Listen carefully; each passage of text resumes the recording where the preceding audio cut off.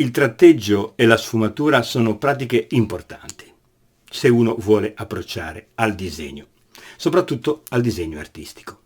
E come tratteggiare con la matita, come fare un tratteggio a matita o come fare una sfumatura a matita sono pratiche che devono essere eseguite nel migliore dei modi. Io ne propongo uno per tipo, sia uno per la sfumatura che uno per il tratteggio.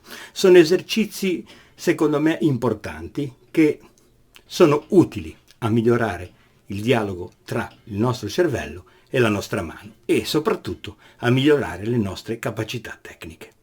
Affronteremo questi due esercizi usando 5 gradazioni di durezza della matita. Ne abbiamo 24, io ne ho scelto 5 e vediamo come utilizzarle tutte al meglio. Vi ricordo di iscrivervi al canale, di mettere un mi piace, di condividere il video sui vostri social se vi è piaciuto e di commentare sotto la descrizione. Non mi resta che augurarvi una buona giornata, una buona visione e a presto! La matita è composta da prevalentemente argilla e grafite. Più l'argilla è presente nelle matite, più le matite sono morbide. E quindi abbiamo una grande gamma di matite, un grande range. Quindi partiamo dalla 10H che è durissima, 9H, 8H, 7H, fino a finire alla 2H, H, F, HB, B, 2B, 3B, fino ad arrivare alla 12B. Quindi questo è veramente un ventaglio amplissimo e queste servono per molti tipi di applicazione, ma lo vedremo poi più avanti. Quindi abbiamo un range che comprende dalla 12B alla 10H 24 mine.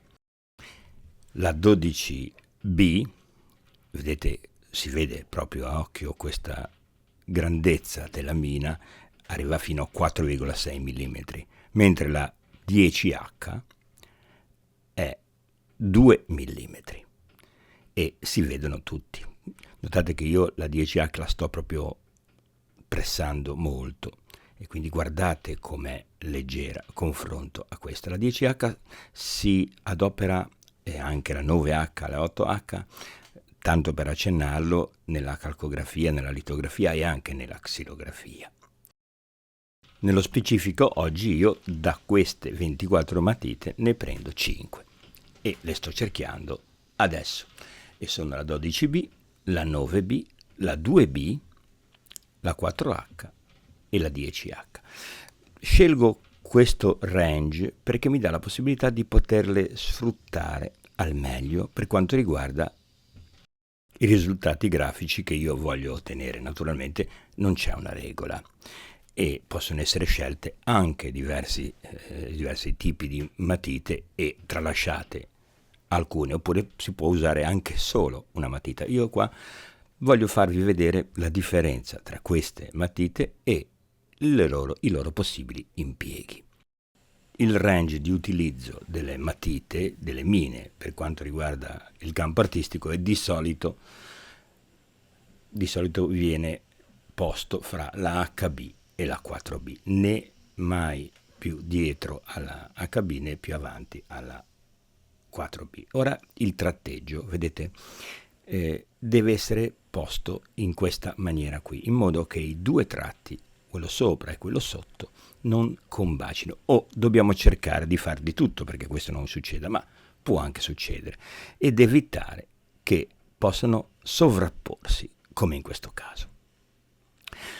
Quindi andiamo a vedere questa pratica che può essere anche pedante da un punto di vista, perché è limitante, però comprendo che chi sta iniziando a disegnare ha bisogno dei parametri, ha bisogno di situazioni in cui riesce a gestire e riesce a dividere in maniera sistematica il lavoro. Per cui io consiglio veramente e vivamente di fare l'esercizio che sto facendo in questo momento.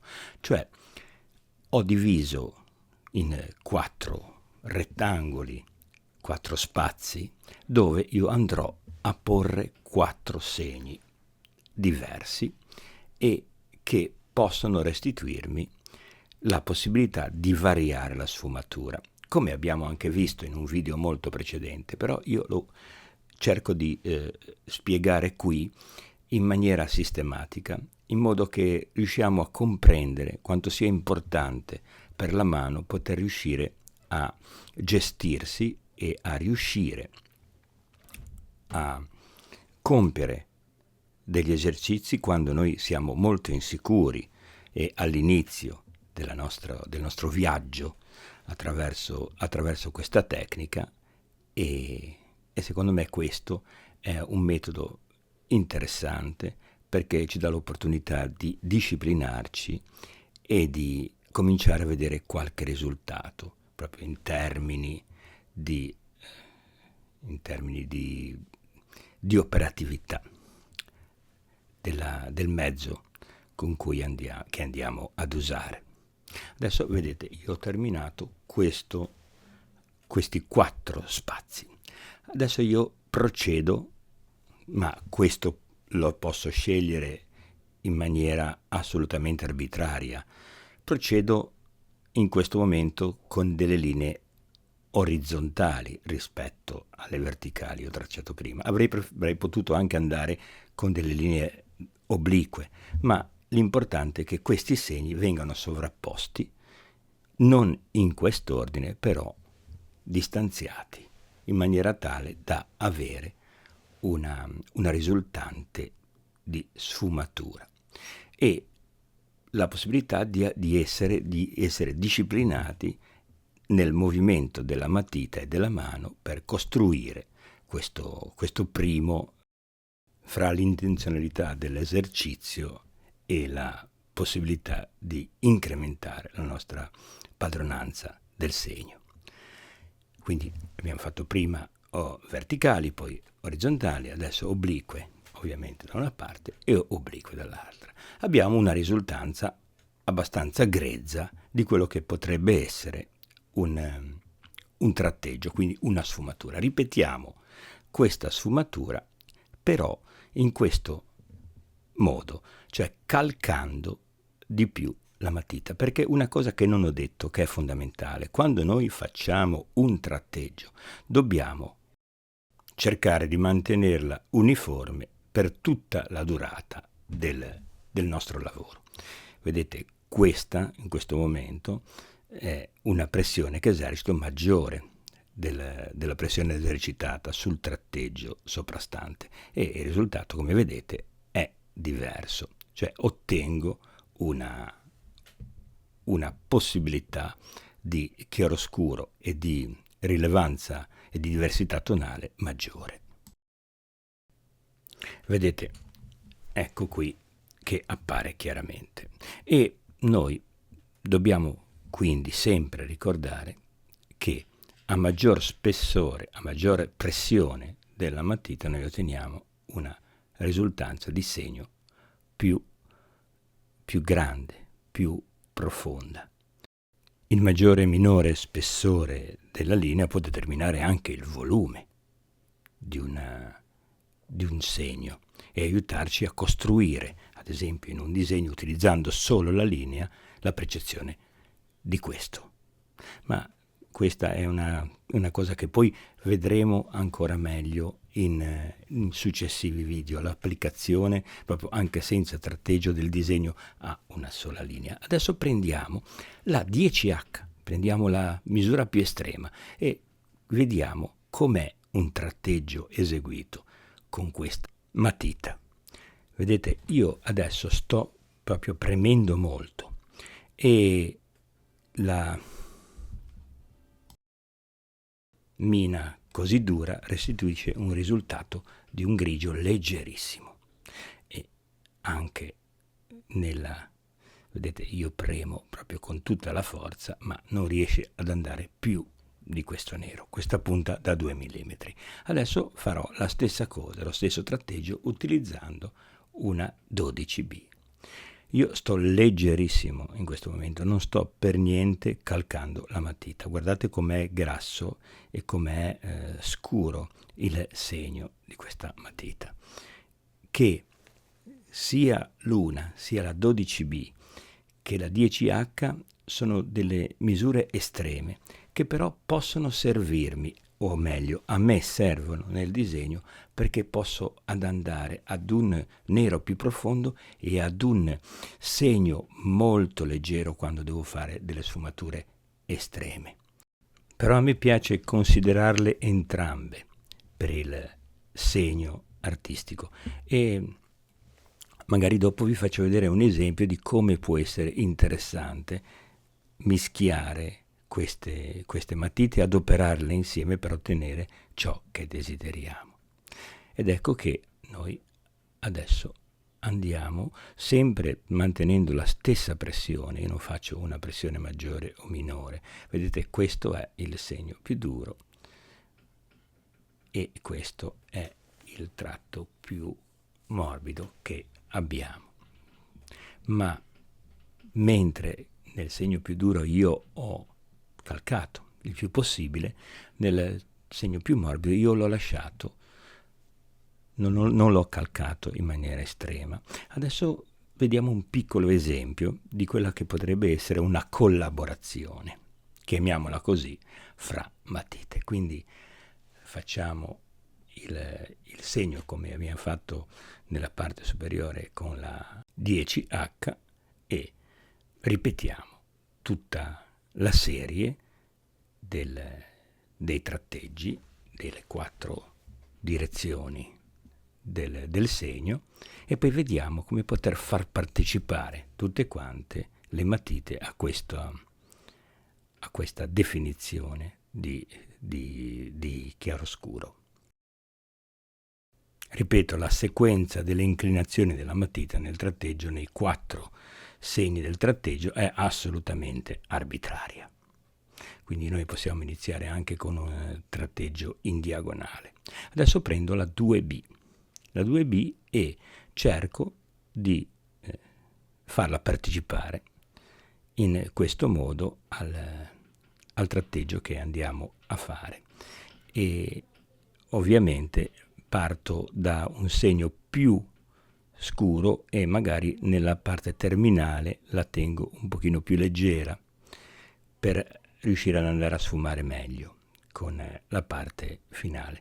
E qui ho la 12B che mi consente di andare a costruire, calcando un pochettino, una sfumatura assolutamente più decisa. Ecco, vedete, io mi sono anche tenuto leggero con la 10H per avere una leggerezza maggiore d'inizio e con la 12B ho calcato un pochino per avere una definizione di scuro più profondo alla fine. Vedete la 12B calcando un pochino che profondità di segno riesce a ottenere. Adesso volevo farvi vedere qual è il problema ovviamente che noi abbiamo con la 10H, perché la 10H incide il foglio. Eh sì, basta che noi prendiamo una 10H, facciamo un segno e sopra poniamo una 12B, la risultante, vedete, adesso lo ingrandisco un poco, vedete come i segni della 10H risultano quasi veramente incisi nel foglio, per cui è importante capire che se noi incidiamo molto è difficile poi andare a cancellare ciò che abbiamo fatto, quindi bisogna usarla ma con grande precauzione. Adesso volevo introdurre un poco questo altro tipo di strumento di chiaroscuro che è la sfumatura fatta in questo modo, cioè noi non abbiamo più dei tratti separati uno con l'altro, ma la matita deve appoggiarsi al foglio e deve ricoprire in maniera uniforme una superficie in questo modo, cercando come se è possibile di eliminare anche addirittura il segno in modo che la superficie rimanga uniforme. Molte persone ovviamente e giustamente usano uno strumento che si chiama sfumino, che ha la possibilità ancora di più di sfumare il tratto e quindi di agire sul chiaroscuro. Io non lo uso mai perché mi piace proprio anche che il tratto si veda, si lega anche un pochino, però questo è uno strumento che può essere utile, magari lo vedremo il suo utilizzo anche in un altro video. E come vedete io sono partito da un segno più leggero e poi insisto di più e ottengo naturalmente un segno più scuro. E questo è un primo approccio, un approccio che si può fare e si può eseguire a pari passo con il tratteggio che abbiamo visto prima. E adesso, come io ho tenuto premuto il segno, la matita in questo modo, posso, tenendola leggera o magari utilizzando anche una 4H o una 10H, farla sfumare ancora meglio in questo modo.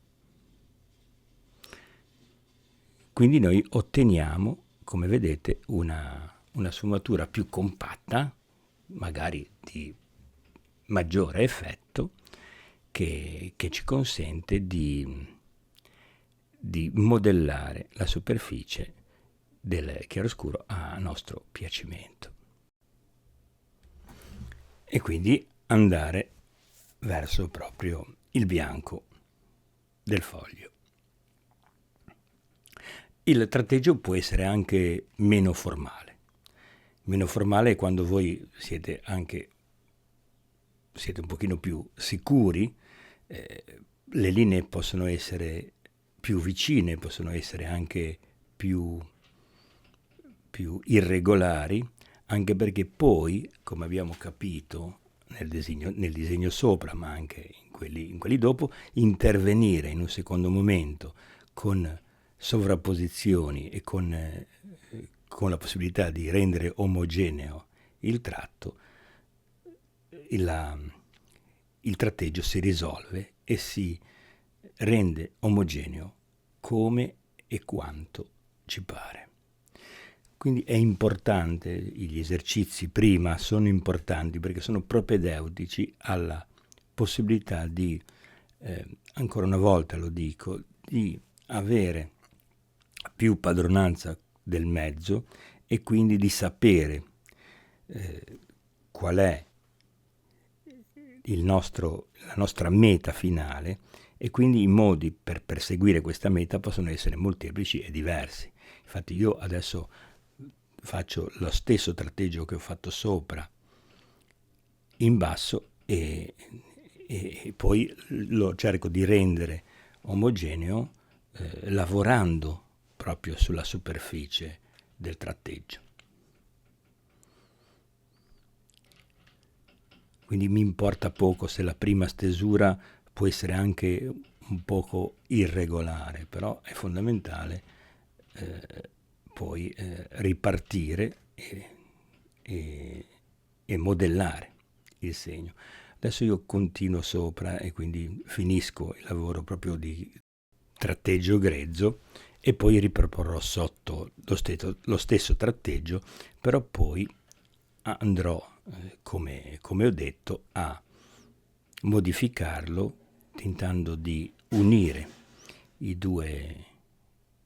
due tecniche per rendere più omogeneo il tratto e quindi modellare, come abbiamo detto prima, la superficie del chiaroscuro che noi poi andiamo a fare. Questo è per dire che la facilità e la semplicità della nostra azione deve essere ricondotta proprio alla pratica, alla grande pratica che abbiamo fatto per arrivare ad un tipo di risultato. Ovviamente la matita rispetto alla penna ha la possibilità e la facilità di essere cancellata, per cui se il tratto non è estremo da un punto di vista proprio anche dell'oscuro, non c'è nessun problema ad intervenire. Adesso vedete qua, ho insistito con la con la 12B e abbiamo ottenuto questo tratto che a me piace perché riesce a essere, nonostante sia sfumato, però a mantenere quella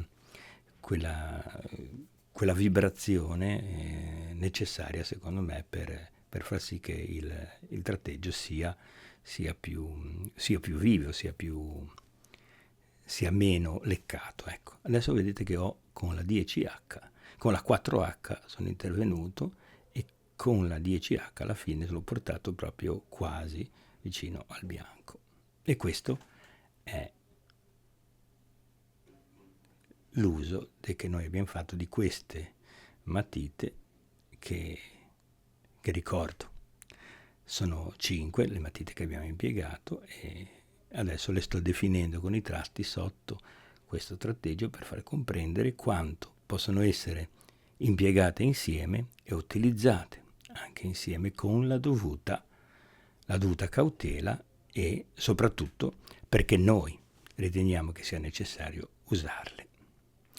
Sappiamo che abbiamo questo range di 24 matite, che ne possiamo scegliere quante ne vogliamo e le possiamo adoperare tutte.